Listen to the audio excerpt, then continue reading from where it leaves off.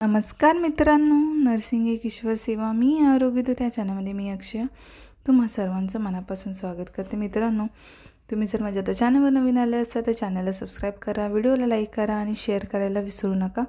तर आजच्या व्हिडिओमध्ये आपण बघणार आहोत research management GNM third year true and false आपण बघणार आहोत। तर बघूया। तर रोल प्ले ही आरोग्य शिक्षणाची कमी उपयुक्त पद्धत आहे, तर हे फॉल्स आहे। संशोधनासाठी कोणतीही शिस्तबद्ध प्रक्रिया नाही, फॉल्स आहे। प्रत्येक कर्मचाऱ्यास बक्षीस देणे गरजेचे आहे, फॉल्स आहे। कक्षातील नोंदी कायदेशीर डॉक्युमेंट नसतात, फॉल्स आहे।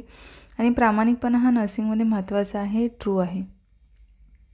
त्यानंतर शिक्षण हे द्विध्रुवीय आहे, तर हे ट्रू आहे। यादृच्छिकरण ही एक प्रयोगाची योग्य रीत आहे, ट्रू आहे। धोरणे व कार्यक्रम प्रणाली ही व्यवस्थापनाची हत्यार आहे, ट्रू आहे। अभिलेख हे कायदा दस्तऐवज म्हणून वापरत नाही, ट्रू आहे। त्याच्यानंतर महाराष्ट्र परिषद कार्यालय औरंगाबाद येथे हे फॉल्स आहे।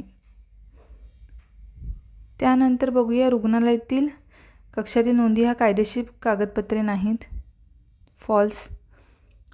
पर्यवेक्षण म्हणजे कनिष्ठ कर्मचाऱ्यांना सतत रागवणे म्हणजे चूक आहे, हे की फॉल्स म्हणू शकतो।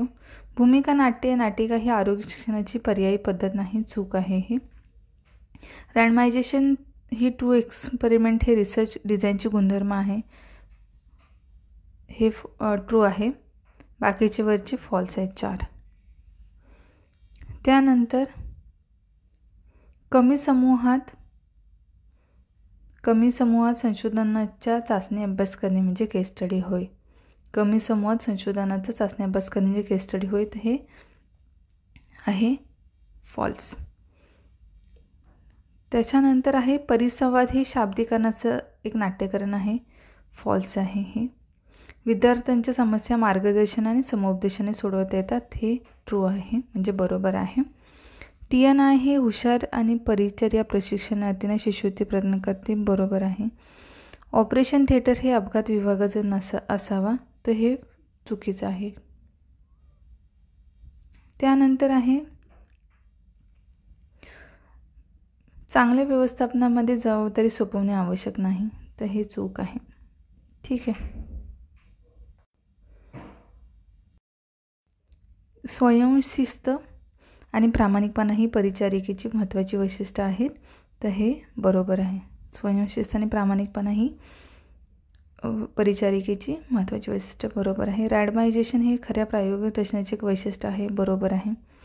रुग्णकक्षामध्ये प्रासंगिक शिकवण्याची संधी मर्यादित आहेत, तर चूक आहे हे। त्याच्यानंतर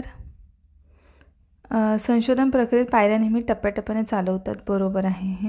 ॲक्च्युली ह्याचं आन्सर कसं आहे, रुग्णकक्षामध्ये प्रासंगिक शिकवण्याच्या संधी मर्यादित आहेत, तर हे ना मागच्या ह्याच्यामध्ये कदाचित बरोबर सांगितलेलं आहे, तर हे चूक आहे। संधी मर्यादित नाही आहेत, कारण आपण शिकवू शकतो, ठीक आहे। कारण ह्याचे आन्सर जर आपल्याला शोधायचे असतील तर खूप स्टडी किंवा बुक्स रेफर करून मग करावं लागतं, कारण कधीकधी मग थोडा प्रॉब्लेम होऊन जातो।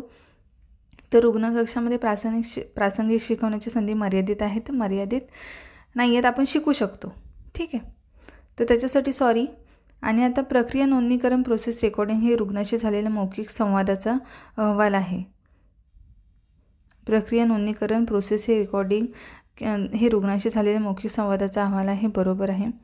परिचर्या शिक्षणाचा उद्देश कुशल मनुष्यबळ निर्माण करणे होय। नियंत्रण हाताळणे आणि रँडमायझेशन हे खरे संशोधनाचे गुणधर्म आहेत, ट्रू बरोबर आहे। व्यावसायिक परिचर्येसाठी पात्रतेची आवश्यकता नाही, चूक आहे। आणि परिचर्या हा स्वायत्त व्यवसाय आहे, तर हे पण चूक आहे। तर अशा प्रकारे हे ट्रू अँड फॉल्स होते। मला जे माहीत आहेत, कारण ह्याचे एक आन्सर शोधण्यासाठी जे बुक्स आहेत ते अवेलेबल करून त्याच्यातलं स्टडी करून मग आन्सर करावे लागतात, त्याच्यामुळे मग हे जी प्रोसेस आहे किंवा ह्या ट्रू अँड फॉल्स आहेत ते आहेत। तर अशा प्रकारे मग होता हा आजचा व्हिडिओ ट्रू अँड फॉल्सचा। आणि लवकर भेटू आपण पुढच्या व्हिडिओमध्ये। आता एक्झाम जवळ आलेलीच आहे, तर जवळ आली एक्झाम, त्याच्यामुळे एक 10 दिवस पकडा, 9 सप्टेंबरपासून 9 दिवस म्हणजे 15 दिवस कमीत कमी राहिलेले आहेत. तर भेटू पुढच्या व्हिडिओमध्ये. तोपर्यंत काळजी घ्या, मस्त राहा, स्वस्थ राहा, अभ्यास करा. धन्यवाद.